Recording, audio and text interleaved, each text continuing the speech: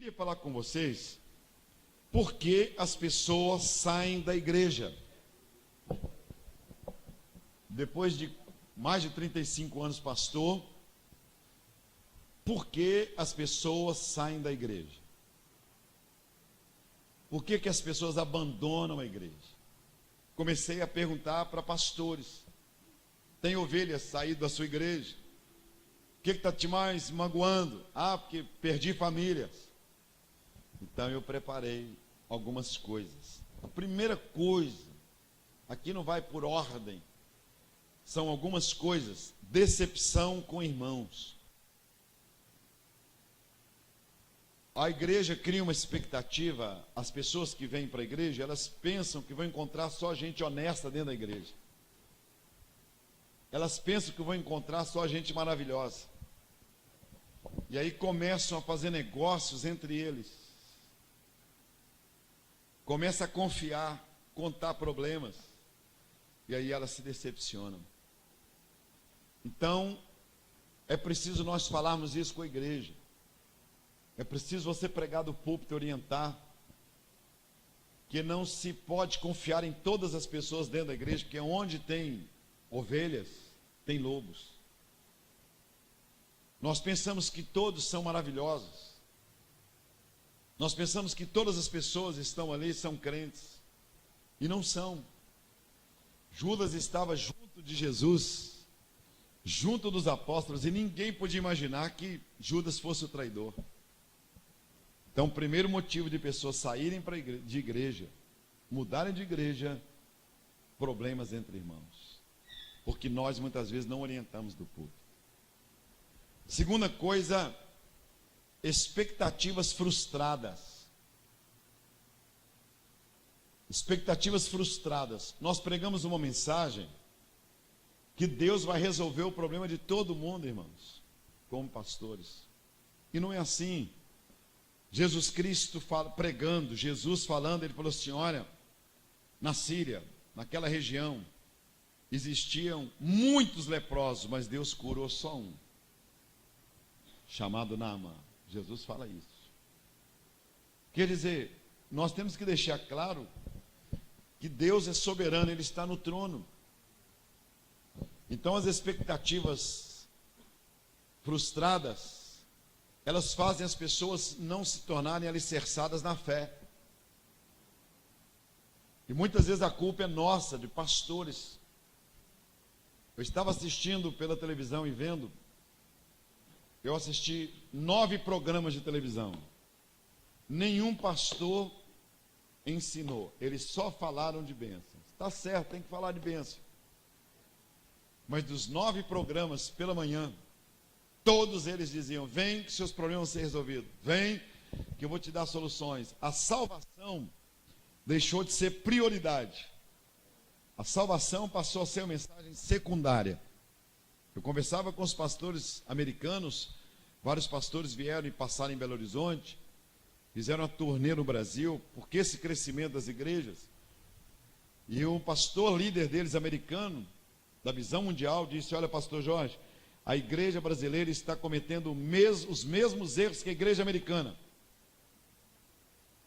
Parou de pregar sobre a salvação e passou a pregar só as bênçãos materiais.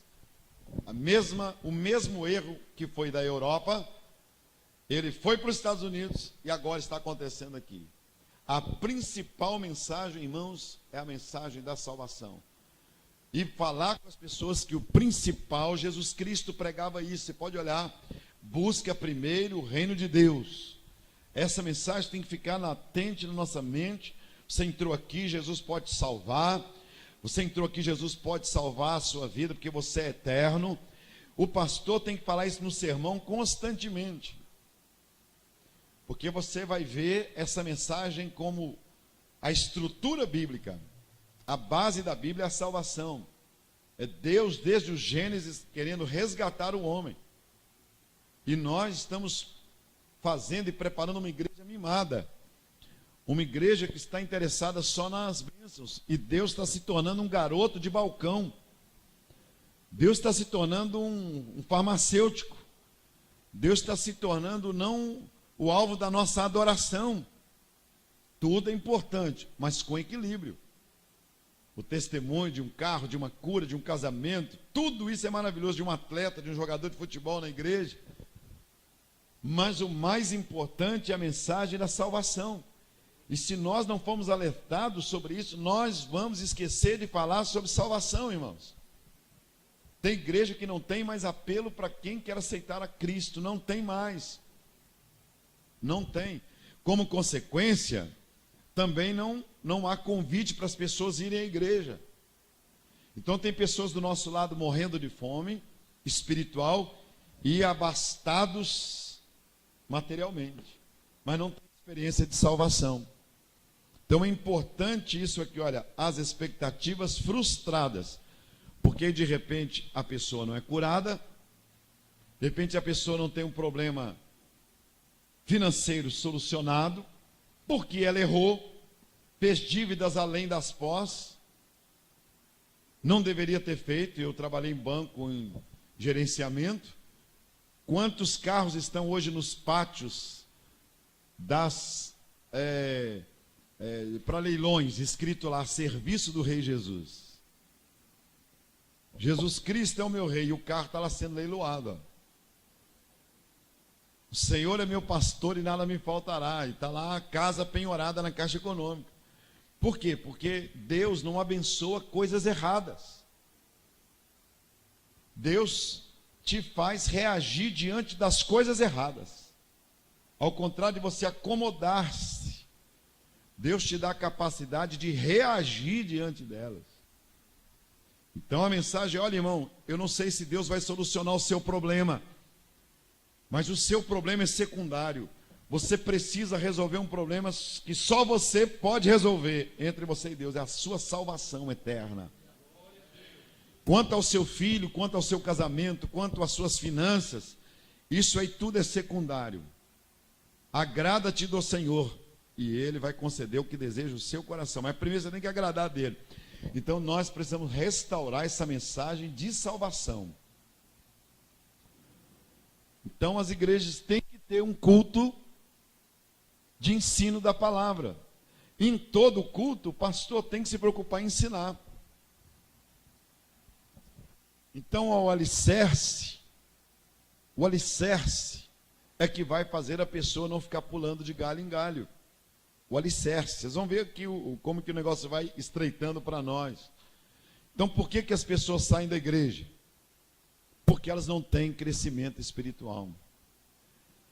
Irmãos, as igrejas têm que dar alguma coisa para as ovelhas, irmãos. Igreja está vendendo tudo. Não tem um chazinho. Só tem envelope de dízimo nas entradas das igrejas. Nem folheto para os crentes levarem para distribuir para os colegas não tem nas igrejas. Só tem envelope de oferta, envelope da família, envelope da oferta da semana da campanha. Só tem envelope. Sabe quanto que custa 10 mil folhetos na Sociedade Bíblica? 10 mil folhetos, aqueles coloridos, R$150. Agora, o que a Bíblia fala que Deus vai mover para as pessoas darem dinheiro? O dízimo é para quê? Para que haja mantimento na minha casa. Então recolhe os dízimos e ofertas. A igreja não tem uma biblioteca para oferecer para os crentes.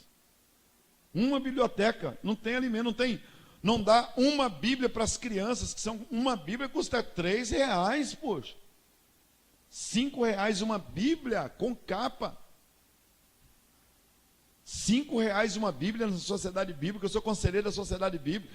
Cada criança que for consagrada, que a igreja der uma Bíblia de presente, escrever ali, ó, para você no dia da sua consagração.